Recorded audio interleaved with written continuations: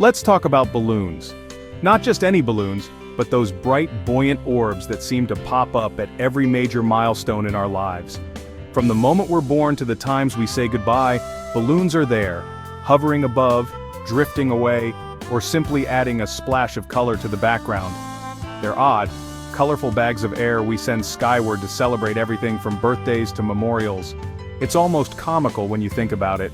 We take a bit of rubber or plastic, fill it with helium, and then let it go, watching it disappear into the blue. Why do we love them? Maybe it's the color, maybe the spectacle, or maybe it's just tradition. There's something magical about a sky full of floating colors, a moment where everyone stops to look up and share a collective sense of wonder. There's something powerful about letting go of a balloon, watching it rise, feeling like you're sending your hopes up with it. It's a small act that feels big, a symbol of release, of dreams taking flight or memories drifting upward. But let's be real. Every balloon release is also a potential environmental hazard in disguise. Those cheerful orbs don't just vanish. They come back down, often in places we'd rather they didn't, causing harm to wildlife and polluting our landscapes. This isn't just an American thing. People everywhere use balloons to mark big moments. From Tokyo to Paris, from weddings to sporting events, balloons are a universal symbol of celebration, joy, and sometimes remembrance. It's a universal language of celebration, until it isn't.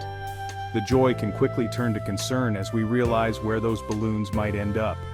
In the 1980s, this love for balloons reached its wildest, most disastrous peak. The bigger the release, the bigger the statement, or so people thought. If a few balloons are good, millions must be better, right? The logic seemed simple, but the reality was anything but. Enter Cleveland's Balloon Fest, a story where good intentions paved the way to chaos. Organizers dreamed of breaking world records and bringing the city together for a charitable cause.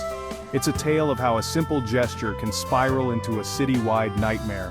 What started as a feel-good event quickly became a logistical and environmental disaster. Sometimes the grandest gestures are also the most misguided. The very thing meant to unite and uplift ended up causing confusion, disappointment, and even danger. So buckle up, we're diving into a story of charity, world records, and a rain of rubber. It's a wild ride through ambition, hope, and the unforeseen consequences of a single, spectacular idea.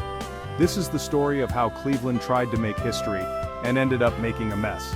The headlines were unforgettable, but the cleanup was even more so. It's about ambition, spectacle, and the unforeseen consequences of a Technicolor dream. Sometimes, the pursuit of joy can lead us straight into chaos. What could possibly go wrong with millions of balloons? As it turns out, everything. From blocked roads to stranded boats, the problems just kept piling up. Balloon Fest is a reminder. Sometimes our silliest traditions can have the biggest impact. What seems harmless can ripple out in ways we never expected. Let's see how a city's quest for joy became a cautionary tale. The lessons learned still echo today, reminding us to think twice before we let go. And why sometimes letting go isn't always the best idea. Because every celebration leaves a mark, sometimes one we never intended. The United Way of Cleveland wanted to do something big, really big. In the mid-1980s, the city was searching for a way to put itself on the map, to show the world that Cleveland could dream just as boldly as any other city. In 1986, they set out to break the world record for the largest balloon release, aiming to outdo Disneyland's million balloon spectacle from a few years earlier. The idea was simple, but the scale was unprecedented. Their goal? 2 million balloons, each one sponsored for charity, each one a symbol of hope and generosity floating into the sky. For just $1, you could send 2 balloons skyward and help a good cause. It was a way for everyone to participate, no matter their means. It was a fundraiser wrapped in a PR stunt, a classic 80s move, blending spectacle with charity in a way that captured the era's spirit. Cleveland needed a win, and this was supposed to be it. The city was hungry for positive headlines, eager to shake off its reputation for hard times. The city rallied behind the idea, swept up in the excitement. The media loved it, the public loved it. It felt like everyone was part of something historic. But beneath the excitement, a few quiet voices wondered, what happens after the balloons go up? Would anyone care about the aftermath? Because 2 million balloons don't just disappear, they come down, somewhere, sometime.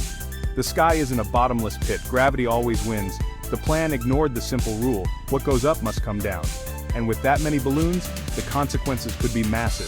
Still, the promise of a world record and a sky full of color was too tempting to resist. The vision of a city blanketed in vibrant balloons was irresistible. The United Way pressed on, determined to make history, confident that the good would outweigh any possible downsides. The event was set. Balloon Fest '86 would be Cleveland's moment in the spotlight, a chance to show the world what the city could do. The city was ready for a spectacle, no matter the risks, no matter the warnings. Anticipation buzzed in the air. Sometimes ambition overshadows common sense. The bigger the dream, the bigger the potential fallout. And this time, it would cost Cleveland dearly. The consequences of chasing a world record would soon become painfully clear. The days before Balloon Fest were filled with excitement. Cleveland buzzed with anticipation. This was more than a fundraiser, it was an event. Kids, schools, and volunteers all pitched in, eager to be part of history. The city's pride was on full display, with local news hyping the spectacle. On September 27, 1986, over 100,000 people gathered downtown. The atmosphere was electric: music, food, families, and a sense of unity. Everyone was ready to watch a sky filled with color. But behind the scenes, trouble was brewing. A cold front was moving in, threatening rain and unpredictable winds. For an event built on floating balloons, this was a serious problem. Organizers knew the risks, but the momentum was unstoppable. The show had to go on, whether or not. Sometimes excitement drowns out caution, and Cleveland was about to learn that lesson the hard way. How do you launch millions of balloons at once? With a giant net, of course. Volunteers, mostly students, worked around the clock, inflating balloons under a massive net stretched over Public Square. The scene was surreal, a living ceiling of color, growing by the hour. As the weather worsened, organizers stopped counting and just kept filling. They didn't hit 2 million, but 1.5 million was enough to break the record. The net strained under the weight, ready to unleash a tidal wave of color.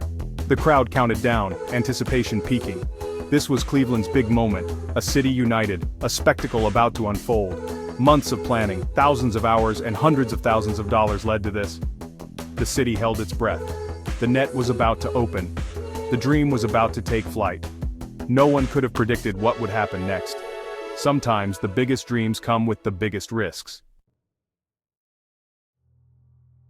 The countdown hit 0. The net opened. Anticipation electrified the air as thousands of eyes turned skyward, waiting for history to unfold. A roaring river of 1.5 million balloons surged skyward, bursting forth in a tidal wave of color.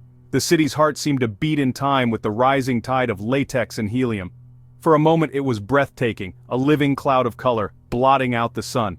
The sky transformed into a swirling, shifting canvas, painting Cleveland in every shade imaginable.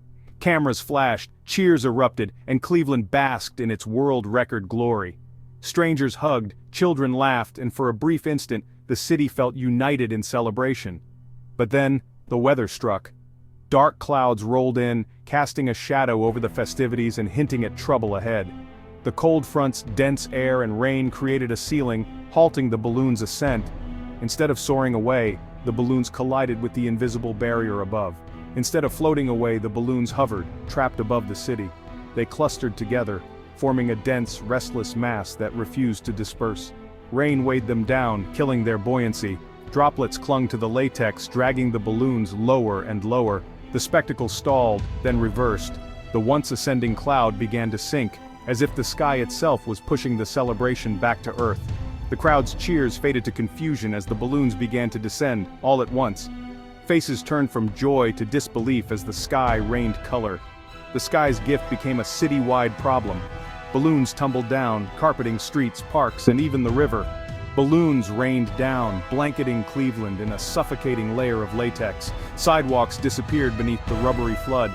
The celebration turned to chaos in seconds. People scrambled for cover, dodging the relentless downpour of balloons. The world record was set, but the real story was just beginning. News cameras captured the shift from triumph to turmoil. The city's joy was about to become its headache. Officials scrambled to respond as the scale of the mess became clear. What went up was coming down fast. The city braced itself as the balloons fell in waves, overwhelming every corner. The disaster was unfolding in real time. Reporters struggled to keep up with the chaos, broadcasting the spectacle to the world. The dream of a perfect moment had burst. Disappointment and regret replaced the earlier euphoria. Cleveland's Technicolor triumph was now a logistical nightmare. Cleanup crews faced an impossible task as the city drowned in balloons. Sometimes the most beautiful moments have the ugliest consequences. The city's pride had become its burden, and this one was just getting started. The aftermath would haunt Cleveland long after the last balloon was gone. The balloons didn't drift gently. They crashed down, blanketing streets, highways, and waterways. Drivers faced sudden walls of color, causing accidents and chaos on the roads. Emergency services scrambled to respond, overwhelmed by the bizarre crisis. Balloons clogged storm drains, covered yards, and shut down a runway at Burke Lakefront Airport. The city was paralyzed by a rain of rubber. But the worst was on Lake Erie. 2 missing fishermen couldn't be found. Search efforts were blinded by a sea of bobbing balloons. The Coast Guard was forced to call off the search. A charity stunt had become a life-or-death obstacle. The cost of spectacle was suddenly tragically clear. Sometimes the fallout is more than just a mess, it's a tragedy.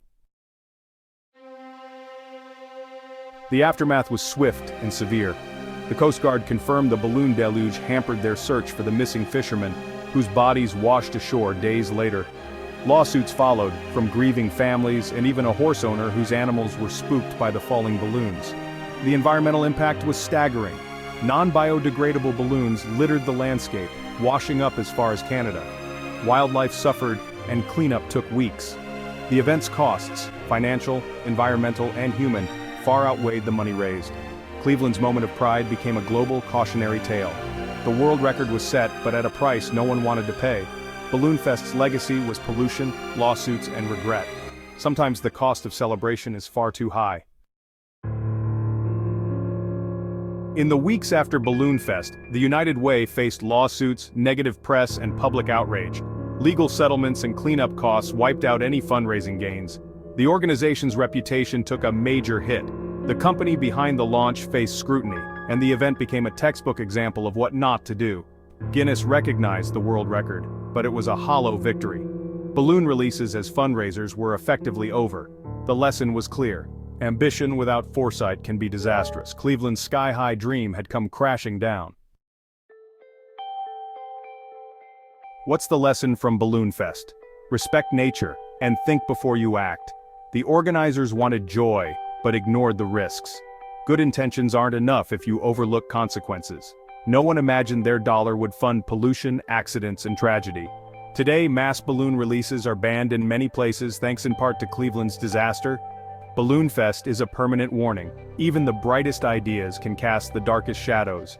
It's a story about ambition, unintended consequences, and the limits of spectacle.